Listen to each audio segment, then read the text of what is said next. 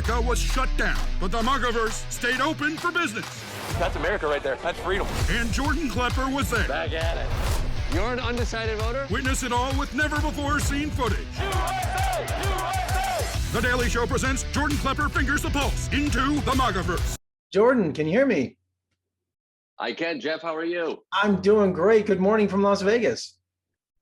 Good morning. I see you have me over your shoulder, which I very much appreciate. Absolutely. I had to do it upright this morning. I think you have probably the longest comedy special title in history. The Daily Show with Trevor Noah presents Jordan Klepper's Fingers the Pulse into the MAGAverse. I mean, can you even put that on a hat? No, this has become, from a branding perspective, a real problem. Like the screen printing alone is costing us a fortune. Well, this is all the best of your Trump rally interviews. And, how many Trump rallies do you think you attended in 2020? It felt like 1,000. It might actually be fewer than that, but I went to a bunch. I started off pre-COVID thinking we were going to be out on the road every week, and then suddenly the world shifted. Although a lot of these rallies was the one place where people still continued to gather. So thankfully for me, I had a job, and I followed people, whether it was out on boats or to the middle of Pennsylvania, and eventually to an insurrection in Washington, D.C. So there was a lot of travel in my past year. Finding the right person to interview is a subtle art.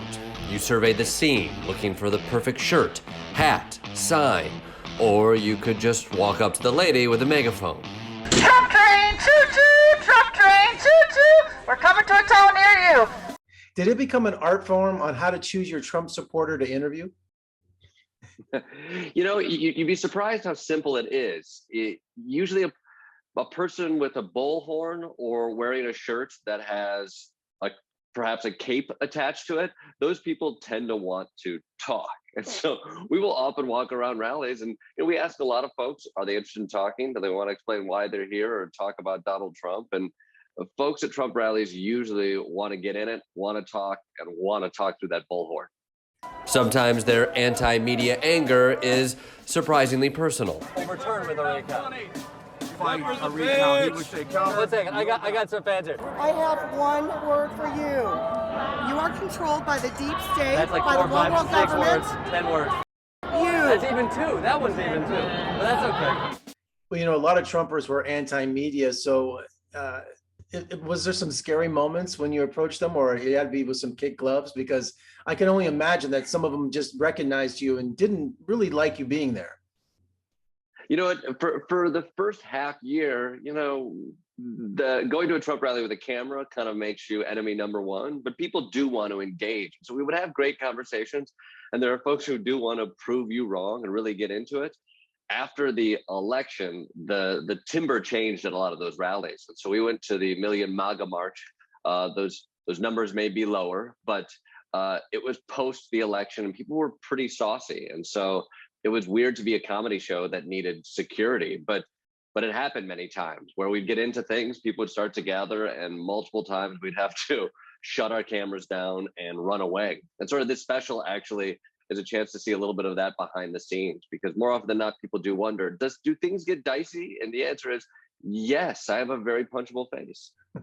Yeah, but you were wearing a mask. So what does that show about Trump supporters recognizing you with a mask on? It also has to be flattering. They're watching your Comedy Central appearances.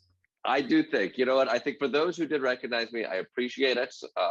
I definitely am not subtle when it comes to hair, because you just have to accentuate what you got. And so people would see the hair, or they'd just see the camera and would come close. I think a little funny thing we noticed on these events on the National Mall is that they often don't pay for infrastructure, go figure. And so the speakers were only broadcasting to people within like a 50-yard radius. So you ended up having thousands of people wandering around the mall looking to give their attention to something. And more often than not, when you raise a camera, you get that attention. And I think it really is fitting for a Trump supporter shows up for an interview. I guess he was undead because he had vampire fangs. I'm here in New Jersey. I'm going to meet up with Edward. I met him months back at a Trump rally, and I'm going to see how things are now. Catch up with old friends. Edward. Good afternoon. I see you dressed down. I figured you'd want me fully decked Yeah, out. we were going to ask you to bring your Trump apparel, but I guess you didn't get the email. Huh? I'm gonna sit 6 feet away if you don't mind. That's all right. I got something under the mask. Do you? Yes. What's under the mask? Vampire fangs. You have vampire fangs? You literally have fangs. I got these fangs made for me professionally. It's been a chaotic year, so much anger, and I wanted to come back, kind of close that loop, connect with somebody who I'd seen before, and get some sanity again. And you showed up with fangs. Yes, that's part of the special. Is I wanted to go back and revisit some of the people that I'd met before. And Edward, I'd met at a rally in Pennsylvania, and yeah, when I met him last week in Asbury Park, he had fangs. So just when you think you've seen it all, Edward shows up with fangs, and people wonder, does covering politics in America suck the life out of your body? And I show them a picture of Edward and be like, you'd be surprised. And from a comedy perspective, it just writes itself, doesn't it? It does. Often I feel I'm catching up to all of it. It's reality is the best comedy writer there is. Yeah, because a lot of comedians are like, they miss Trump from that perspective because Biden is the most boring person in the world, which I think is great for the country, but not for comedy. You know what? I'm excited to move forward, perhaps beyond Donald Trump, and getting to choose some of the stories instead of always chasing good old Donald. I think it's always fun, though. I love talking to people, and I think he was, from a comedy perspective, you always reference what's happening in the room. You read a room, and I think Donald Trump took up all the energy and all the conversations in a room, and so that's been fascinating because everybody seems to be talking about him because he's just that big. And finally today, Jordan, with all your travels, did you keep any Trump merchandise, any campaign material on the way?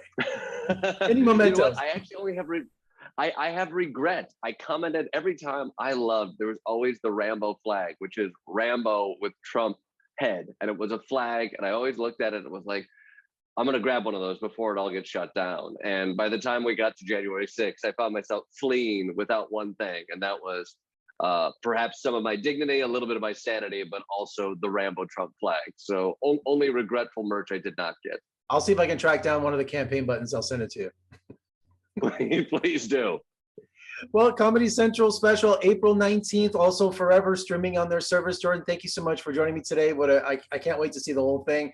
And when you have a chance, come visit us in Las Vegas. We'll give you some fun entertainment to help you get over all your Trumpert stuff. I would like to just go to Las Vegas for some sanity. I can't believe I'm saying that, but yes, you'll see me there. A nice, calm time in Vegas. Thanks so much, Jordan. Good luck with the special. Thanks, Jeff. Thank you.